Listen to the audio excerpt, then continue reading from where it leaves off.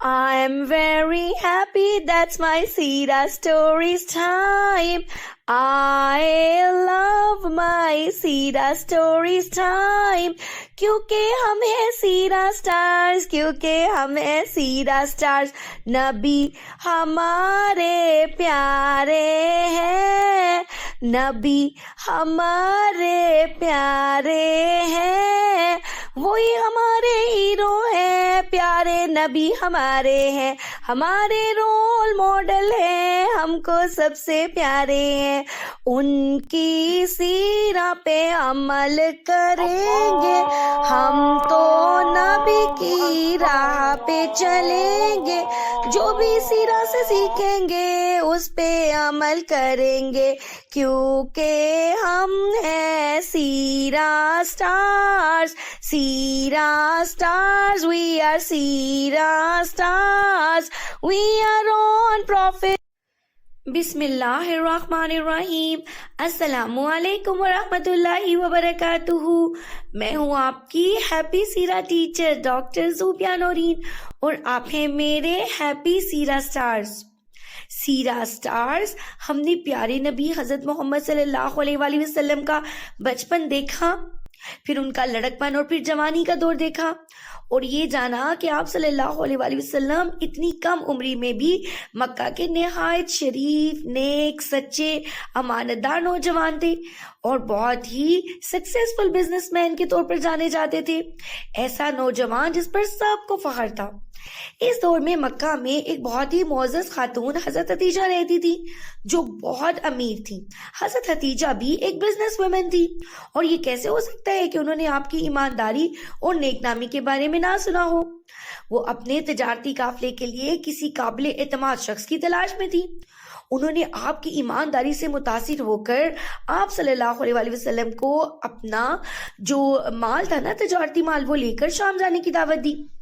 आपने इनका माल लेकर शाम का सफर किया और उनके गुलाम मयसरा के साथ बेहतरीन अंदाज में तिजारत की. आपकी ईमानदारी और खुश अखलाकी से मयसरा बहुत मुतासिर हुआ. जब काफिला वापस आया तो मयसरा ने हजरत हतीजा को आपकी ईमानदारी और शानदार अखलाक के किस्से सुनाए. हजरत हतीजा के दिल में आपकी इज्जत और एहतराम और बढ़ गया. उन्होंने अपनी एक सहेली के जरिए से आपको निकाह का पैगाम भेजा. सीरा स्टार्स, हमारे प्यारे नबी ने अपने चचा हजरत अबू तालिब से मशवरा किया और दोनों खानदानों की रजामंदी से ये मुबारक निकाह हुआ. ये निकाह दुनिया के सबसे कामयाब और मोहब्बत भरे रिश्तों में से एक साबित हुआ. ये निकाह हमें सिखाता है कि अच्छे अखलाक और ईमानदारी ही इंसान की असल खूबसूरती है और रिश्ते मोहब्बत और एतमाद की बुनियाद पर मजबूत होते हैं. चलें अब हम कहानी को आगे बढ़ाते हैं.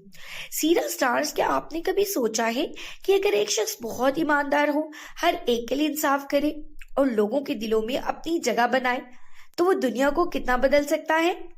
जी हाँ, ये सब हमारे प्यारे नबी हजरत मोहम्मद सल्लल्लाहु अलैहि वसल्लम की जिंदगी में हो रहा था. तो चलिए मैं आपको एक बहुत ही मजेदार स्टोरी सुनाती हूँ. एक दिन मक्का में बारिश के बाद सैलाब आया और खाना काबा की दीवारें गिरने लगी.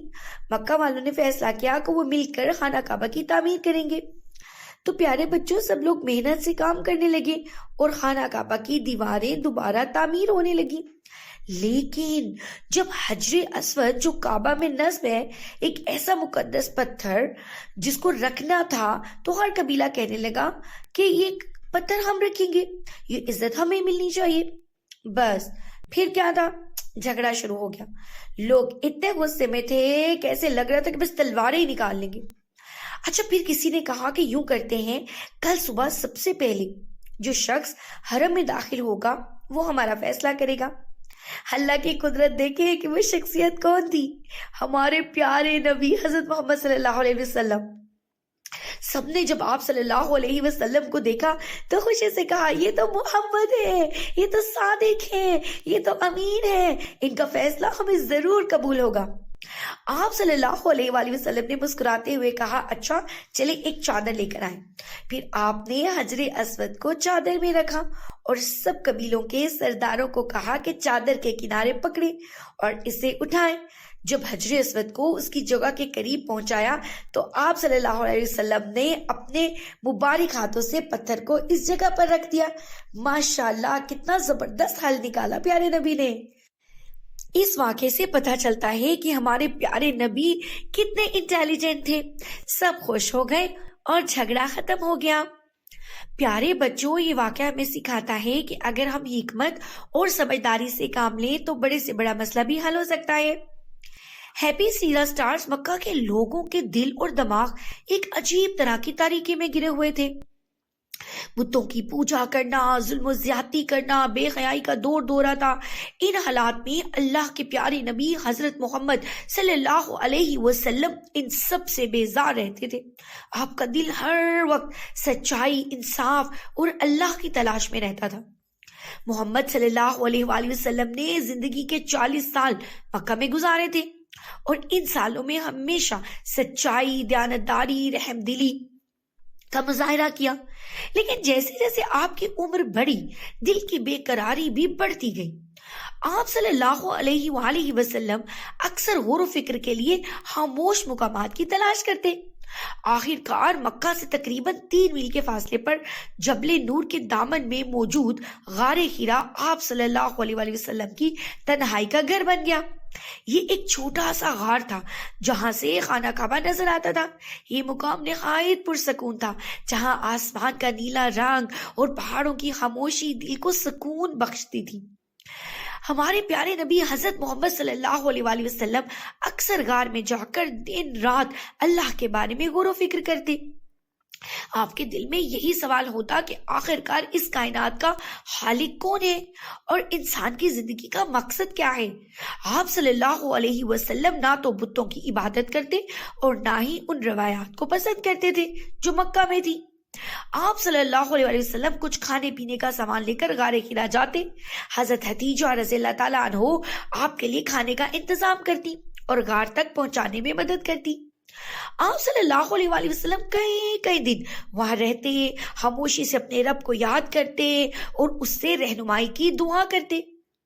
غار حرا میں قیام کے دوران آپ صلی اللہ علیہ وآلہ وسلم اللہ کی عظمت پر غور کرتے، ستاروں کی چمک دیکھتے، پہاڑوں کی بلندی دیکھتے، ان کے بارے میں سوچتے، اس کائنات کے خالق کے ساتھ تعلق قائم کرنے کی کوشش کرتے۔